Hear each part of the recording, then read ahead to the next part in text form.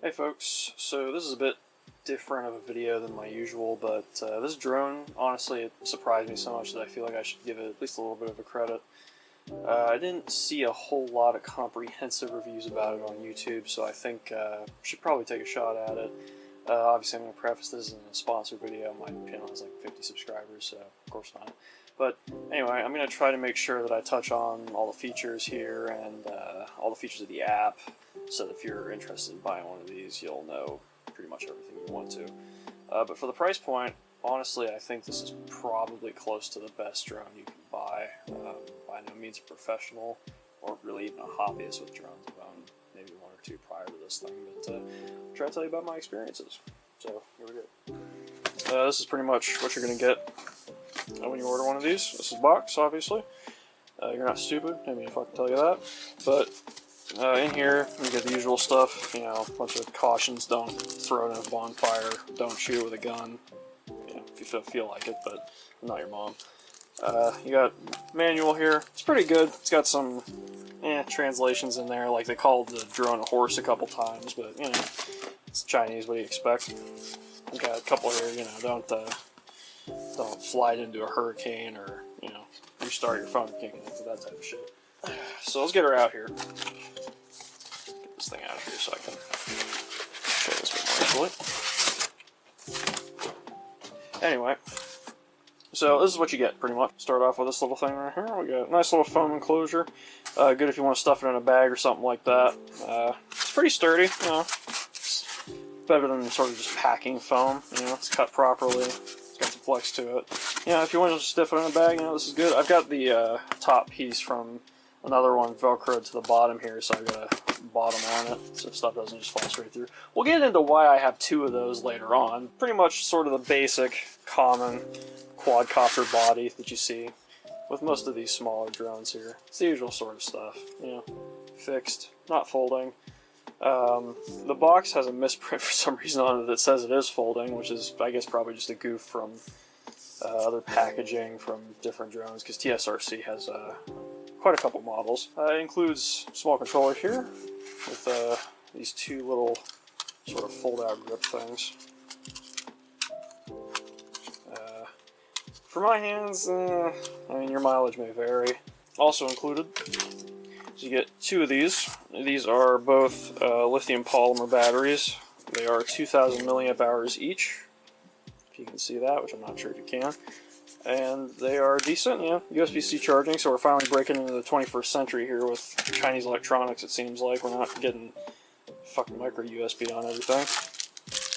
You get one set of these. This is a full replacement set of propellers. They have A and Bs, so they're not all the same.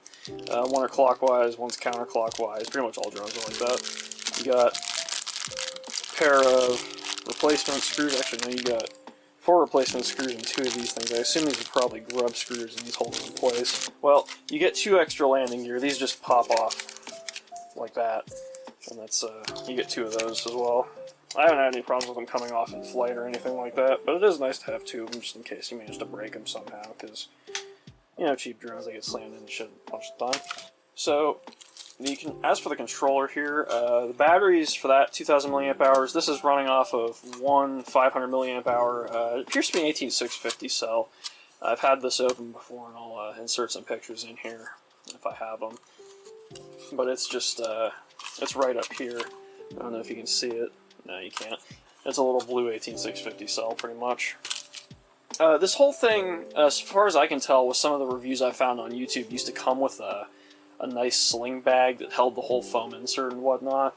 But it seems like that they don't include those nowadays. I contacted the company, and they said that it's pretty much been out of stock for a while, and they're not including them anymore, so that seems to be the case with that. One thing I will remark on is that the phone holder on the controller does not have a proper slot for your buttons. I assume that's probably what they were trying to do here, but it doesn't go quite well enough, so it will press down on your volume keys if you either have a case on it or if you don't put it in there gently enough, which is a slight downside. But I've had some other drones that have that, this one's not. But but hey. Flight times are pretty varying with this thing. It has brushed motors, they're not brushless, so that'll cut down on flight time just a little bit, as well as obviously adverse conditions like wind or cold or what have you. Generally, I see around 10 minutes just flying around. I'm sure you could probably get it to 15 if you just kind of be careful with it. But it has two modes. The GPS mode, obviously, as advertised. Now, the GPS positioning uses whatever satellites are overhead to reference position and keep itself in place, which it does a pretty amicable job at, even in high wind. I mean, I've got this thing in 17, 18 mile an hour winds, and it'll lean into the wind, obviously, to accelerate towards it, but obviously it stays in place really well. The other mode is optical flow mode, which uses this little fellow on the bottom here. And you might be familiar with it. A large part of cheaper drones include it in some way, shape, or form. And I'm not very understanding of this, but as I understand it, it is some sort of vision algorithm that basically references the ground it's seeing and tries to keep looking at that. It's iffy, obviously, depending on conditions, very heavily. I prefer the GPS mode. But if you're indoors, or you don't want to turn the GPS mode on for whatever reason, it'll work fine. A note about that is that you can't actually switch to the camera down here in the app. Now, some drones I've had did have the option to see the camera view from the optical flow sensor, but it wasn't that great anyway. It was probably like 480p, and I'd imagine this is probably the same sensor. They both look the same. And you're not losing out on a whole lot there. Another thing to remember is that as feature-rich as this drone is, having GPS, all these following features and whatnot that I'll get into later, one thing it lacks is obstacle avoidance. It has no sensors, obviously, around it anywhere. I don't mind that because with a lot of these cheaper drones, especially if I go to one of my smaller drones here, this is a S116. It's a tiny little Phantom 4 type looking guy. But if I go into this one, they come with one of these, which is sort of the thing you see with pretty much all of these, is this little obstacle avoidance thing that you clip in, has connected to the bottom here that feeds data to the flight controller. These use infrared LEDs to reference distance from objects, basically, and they really only work indoors because obviously if you get the sun going through this, it's not going to be able to see, it's going to get confused, it's going to crash. But honestly, since that's usually the cheap alternative, I don't mind that they didn't include that. Now we're going to get into the part most people are probably interested with, aside from the flight tests, is the video and photo quality portions. Now, this thing comes with a very, very decent camera for the price. Remember, $25 fucking dollars. And a nice wide-angle lens, and you get an SD card slot back here, which is even better. The FOV they claim is, I believe, 120 degrees. I'm not going to go into the nitty-gritty and measure it. I don't know how to do that. But it's certainly quite wide, and I'll splice in some photos here. You get a bit of a fisheye effect around the edges, but I don't think it's enough that it's really going to ruin any videos or photos. It does natively seem to do some kind of electronic image stabilization, because it's pretty stable video for a static mounted camera that has no dampening on it or any kind. I think this thing literally you can just slide this off the mount somehow. Now, you can just barely see, I'm sure you noticed already, the ends of the propeller arms and a little bit of the propellers in the shot, but that can be cropped out really without losing much of the frame. It can record to your phone through Wi-Fi streaming, and the app will be at 1280 by 720 resolution for both the photo and video. And if you look on the controller here, you got both buttons for doing that, and it'll show you on the screen here. That will autofocus. There we go. It'll pop these icons up for the respective ones. The SD card videos and photos will be in 1920 by 1080 as opposed to 1280 by 720. Those are the ones that are recorded directly to the SD card back here. And they're quite impressive in general, mostly because it had an SD card slot in the first place, which is not something a lot of these come with. I started drones with a Cyma X5 SW, and that one didn't even have an SD card slot. I mean, it had a slot, but there was no SD card holder. It was just streaming only. It was a pretty bad signal. The SD card videos are a lot better quality, mostly because they get rid of the chop of the Wi-Fi signal, because obviously they're recorded direct and not streamed to your phone. One of the things I do notice that is a little problematic is that it has some trouble with auto exposure, and it'll sort of flip between a low and high exposure, depending on how much the sky is in frame compared to the ground, but it's not a huge deal breaker. And yeah, and now I think we'll go to the outdoor testing videos. It's a little windier out here than I may have liked, but we got a nice open field here, and we're going to do some range testing, and we're going to get down the rest of this. You can see here we got the controller on. If it'll focus, which it won't, but alright. Got the controller on. It takes about, I don't know, 60-ish seconds to search for GPS signal, which we should have plenty because it is, as you can see, quite clear out here. So let's go wait and see. Meantime, orient the antenna correctly. This other antenna is not real, as of note. I don't know why they chose to do that, but it seems like it's a very common thing. Annoyingly. There we go. 14 picked up on there. And now it should beep eventually. There we go. Satellite's locked, and we're going to go into the phone now. Alright, so I'm recording this in voiceover because the audio I got from my phone was atrocious at best. So I apologize if there's any background noise, like my neighbors mowing the lawn, or, I don't know, fucking cars exploding. But this is the TSRC app. As you can see a second ago, you select the model of the drone at the top right. Generally, it does it automatically for you. But it's a very, very, very slick app. Like, I was genuinely impressed. From the Wi-Fi drones that I've worked with before, just, you know, this thing was next level. This app is great. I gotta hand it to them. The drone itself might have its flaws, but this app is just stupendous. And so right now, what I'm doing is a sort of just across the ground range test. I don't generally max out the range on these things because I have had drones fly away. I had one that flew away that I never saw again. So I generally try to play it safe, but I'm gonna get it out to about 700 feet here. And you'll see a couple times where the video signal does break up, but it will keep going. And it looks pretty good the whole time, honestly. There is one big one coming up here, I think at about 600 feet, or 550.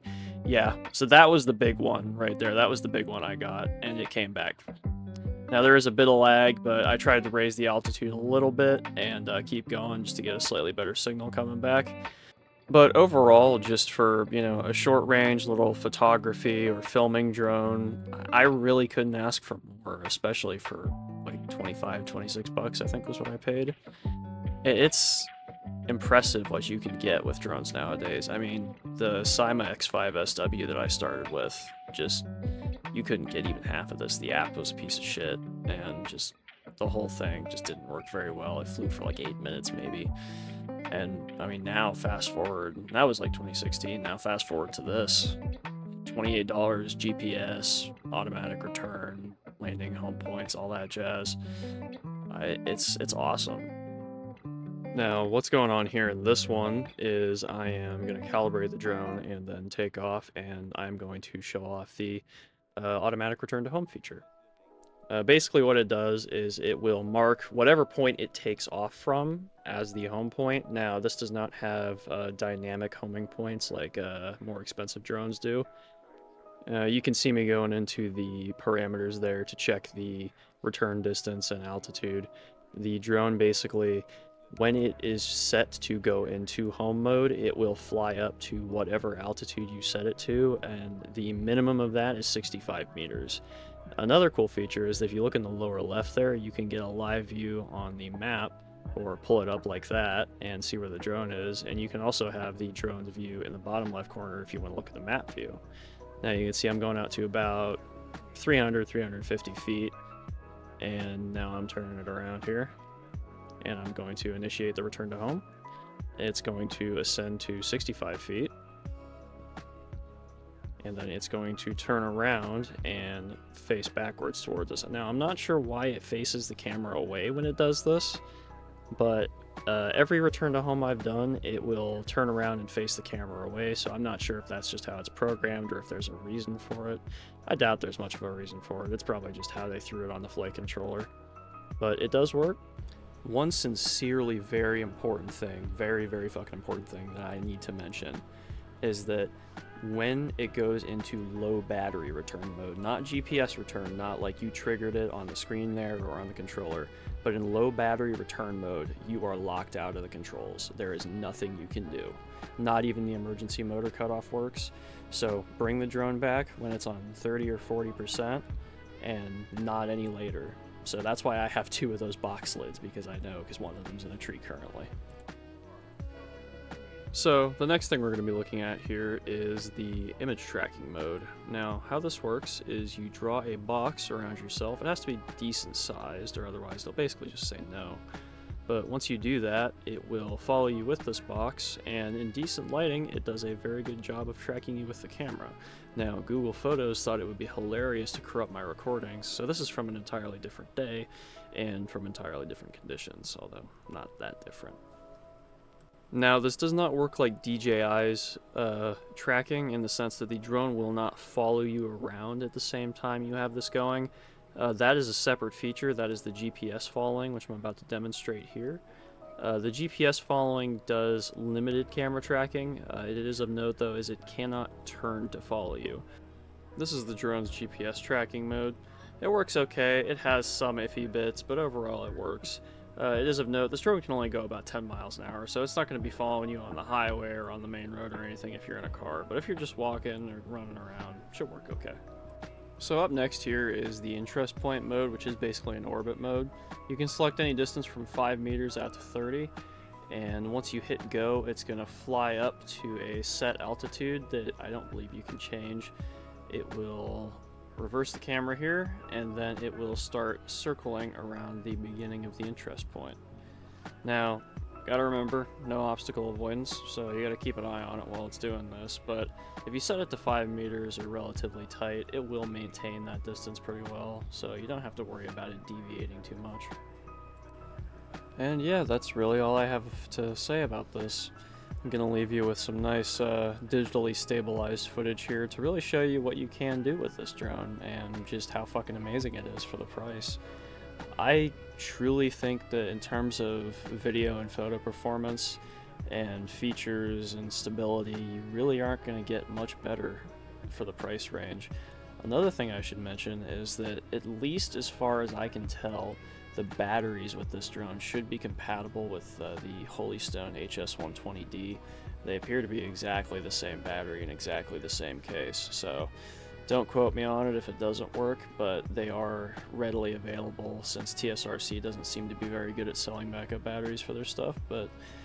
And I'm going to nip this in the bud before it starts. I'm sure there's going to be people that are just going to say, oh, you know, just fucking buy a DJI Mini 3 or a Mini 2 or whatever new model they're coming out with today. And while that is a very, very good suggestion for people that have the money to burn, if you have, you know, not the money to burn and you just want to mess with a cool drone that has stable performance and can take halfway decent photos and videos, this is the thing for you, because most people don't have $700, $800 to pull out of their ass for a drone.